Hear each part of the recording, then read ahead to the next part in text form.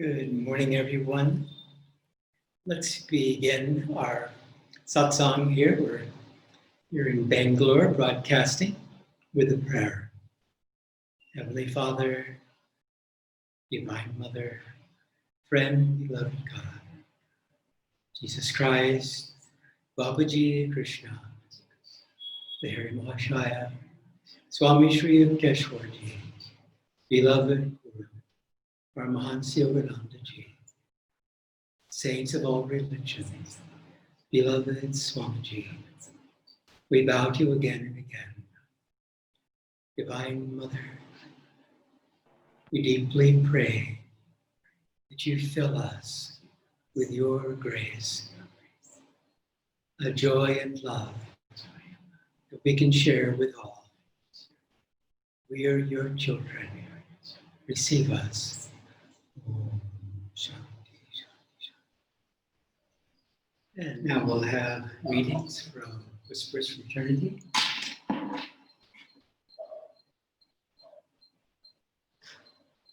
By Paramahansa Yogananda. Entitled, Demand for Quickening Activity. Let the waves of thy power dance on the river of my activity. As thou art intelligently busy making atoms, flowers, universes, so teach me to be cheerfully busy always.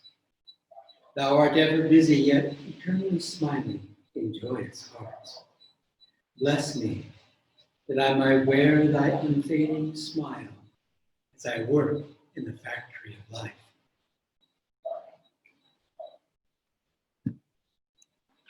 And from the New Path by Swami Kriyananda, this is drawn from the chapter, The Wave and the Ocean. Great masters have the power to assume onto their own bodies the karma of others, much as a strong man might generously take onto his own body blows that were intended for a weaker person. Masters can sustain a considerable number of such karmic blows without themselves suffering any noticeable ill effect. Occasionally, however, especially toward the end of their lives, in order to help their disciples through years of spiritual effort without the Guru's physical presence, they assume large amounts of karma. At such times, their own bodies may suffer temporarily. It was such a gift that Master now bestowed on us. His legs became affected.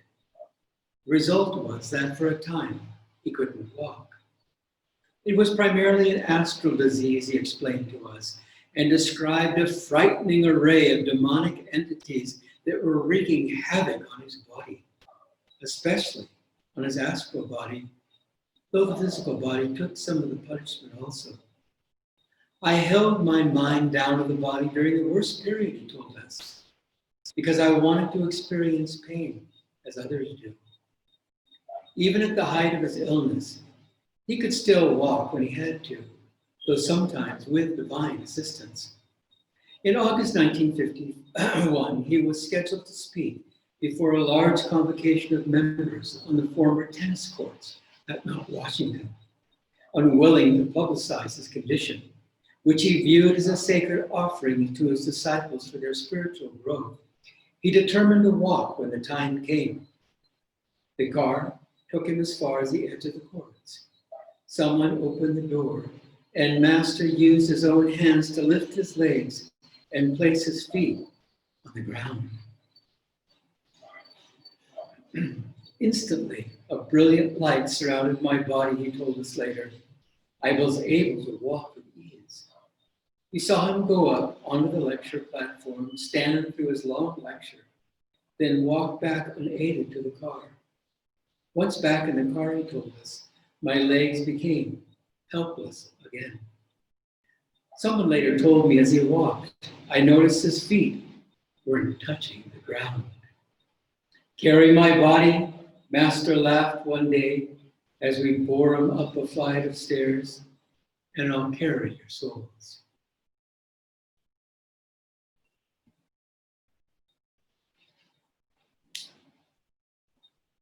Well, we have a special edition to celebrating Master's 100th anniversary, leaving India in 1920 and coming to America a couple of months later. They didn't have air travel at that time, so it was a long voyage on the boat. And so as India helped the United States and of course the whole world by spreading the teachings of Kriya Yoga through Master, through this line of gurus. So we have this unprecedented event that Kamala Harris, who is a woman of color and half Indian, is now Vice President of the United States under President Biden. And this, again, first time in the many hundreds of years that we've had presidents. This is now a vice president in high office, a woman. And this is so very important because Divine Mother is needed these times especially. And the name Kamala is near and dear to us. One of Yogananda's most advanced disciples was Kamala Selva, who came to him in the 20s as just a very young girl. And Master said of her that she was very close to freedom in this life. And it was Ananda's privilege in Kamala's later years to care for her, which was very special. I remember one time Roma and I and our daughter Rose, when she was little, went to visit Kamala. And she said, "Oh, did you see him?" At that time, she was in a care facility. And we said, "No, who are you talking about?" And she said, "Master was just here." And I thought, well, that's good enough. We just missed him. But that's okay. We console ourselves that he's in our hearts as he's in all hearts. So as in this reading that is so precious, that these great gurus come to help us beyond what we can possibly imagine, taking on even our karma. And remember the formula that Yogananda said that would hasten our spiritual evolution. 50% of our karma is taken by God, 25% taken by the guru, and then the remaining 25%, now that requires our effort, which needs to be 100%. Ananda, to this day, and it continues to be story after story of miracles, little miracles, larger sized miracles that have continued to keep Ananda strong, even to this day. Well, one small little miracle I was remembering, which I am happy to share with you. Roma and I were driving back from San Francisco, Northern California, back to Ananda. And so at that point, we had a couple of cars, and so we were driving in tandem, but she was a little bit behind me. And so we came to a toll bridge. This was a very large one. It had many different avenues. And as I was approaching the toll bridge, I remembered with real concern that she didn't have any money on her. I had all the money. And she wasn't going to get past that toll bridge without paying her fee. And so I just thought, oh my gosh, what are we going to do? And so I did my best to kind of scan the different possibilities of the half a dozen different avenues that I could go and pay my toll. And so I picked one. And there I was greeted by a nice woman. And I said, this may be hard to believe, but I hope you don't mind. I need to ask you a favor. My wife is behind me maybe only 3, 4, 5 minutes, but she doesn't have any money.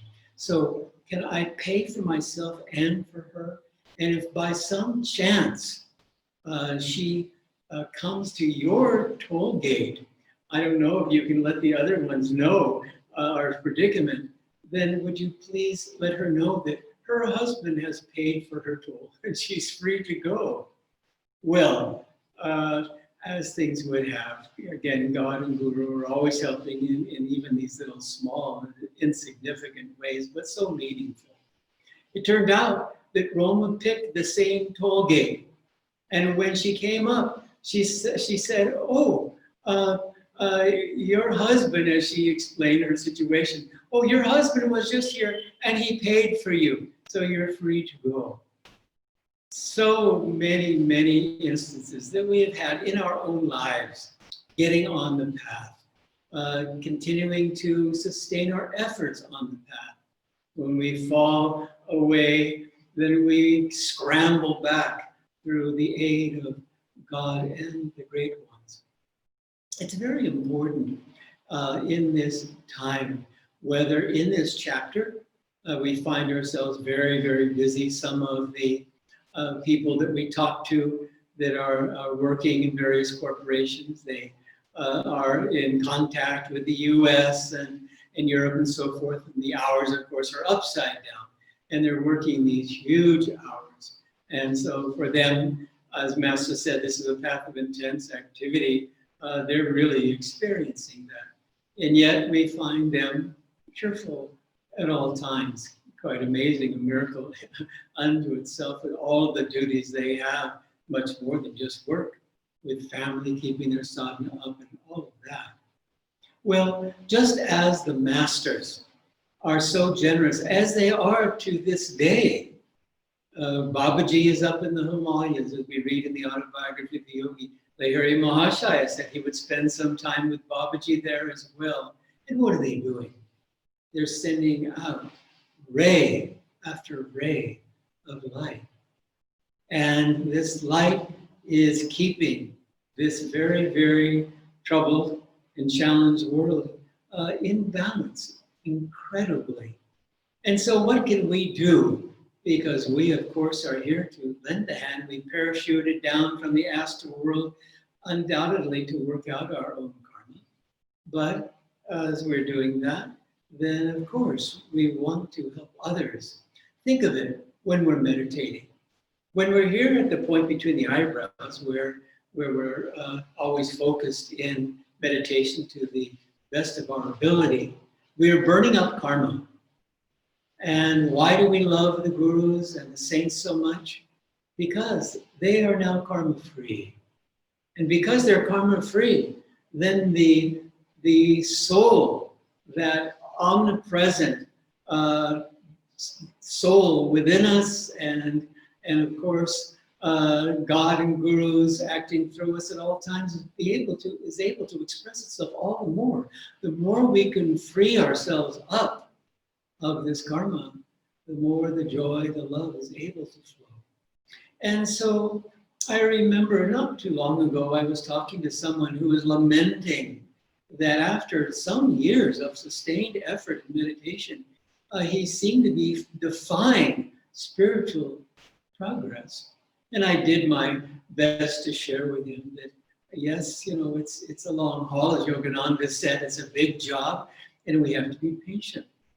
We can't be thinking in terms of having, as Yogananda called, merchant consciousness. I give you this much meditation and this much seva, and so I expect this return. Yogananda said, when a man had practiced in the ashram 1,000,000 kriyas and then left the ashram, very, very discouraged because God hadn't given him, after this enormous effort, an enormous tapas, the grace that he felt he deserved. Yogananda said, God doesn't work that way.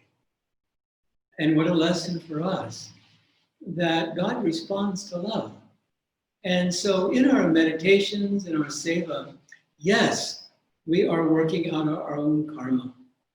But think also that as we're doing so, we have that blessed opportunity. Remember, meditation is the most refined and exalted of all activities.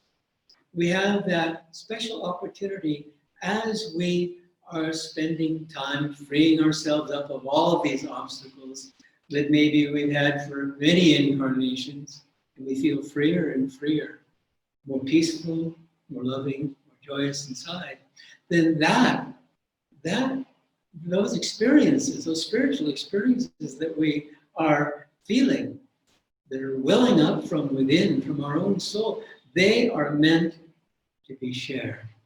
And so we don't have to get into that space of having merchant consciousness. We want to avoid that.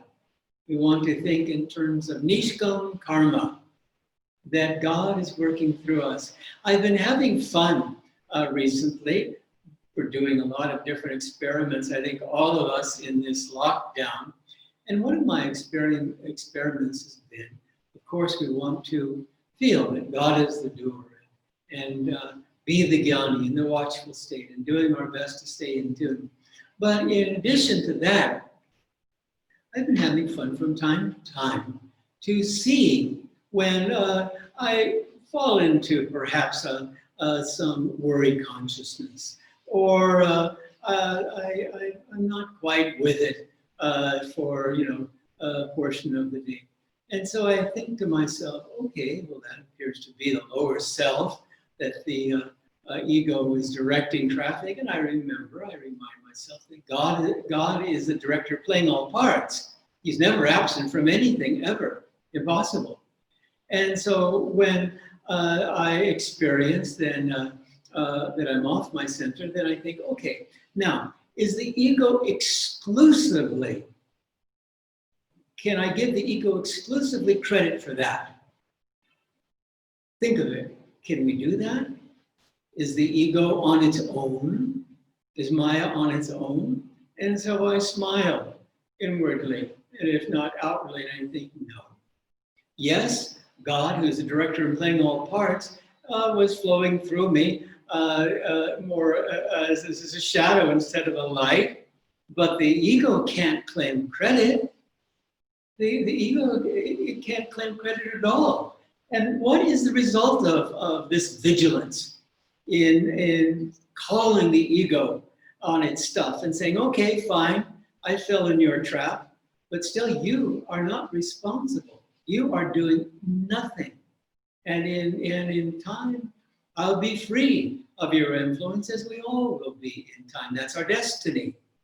And so what comes of this, I might even call it a mischievous practice, is seeing if I can ever find when the ego wants to take responsibility for a good deed. I made this nice meal. I did that. And we feel the energy gathering here in the medulla. Then we say, okay, really, let's analyze that. And then the ego gets embarrassed and runs away because it's responsible for nothing. But we shouldn't be upset about the Maya or the ego because, again, it's here in order to help us grow spiritually. So primarily, of course, we want to spend time at the point between the eyebrows in our hearts and be very generous in as we grow ourselves spiritually in our meditation, in our seva, that we're very, very mindful that the more we can be here in the light and the more we can be absorbed in the inner sounds that emanate from the chakras, the sound of Om, Divine Mother herself, the more that gives us the taste of yoga, which is union. As we spend time in the light, yes, we're growing spiritually, and as we focus here at the point between the eyebrows, spend time in the light. But what is that also doing? It's beginning to dissolve the authority of the ego. It's beginning to dissolve separation. It's beginning to give us this sense of what it is to truly be one. As they say in the astral worlds, when these souls are free, they're no longer bound to come back to this world unless they want to help. I've been always touched by the description that these souls go around splashing joyously with one another. Just as when the great saint, South Indian Saint Swami Ramdas, was on a world tour and he visited Washington, Yogananda's headquarters in Los Angeles, and Swami had the privileges of greeting him. And so Swami was serving him lunch. And Swami Ramdas, Swami said to Swami Ramdas, "How are you doing?" And Ramdas blissfully said, "Swimmingly," because he was swimming not only in the joy that he was experiencing within himself, but he saw Ram everywhere.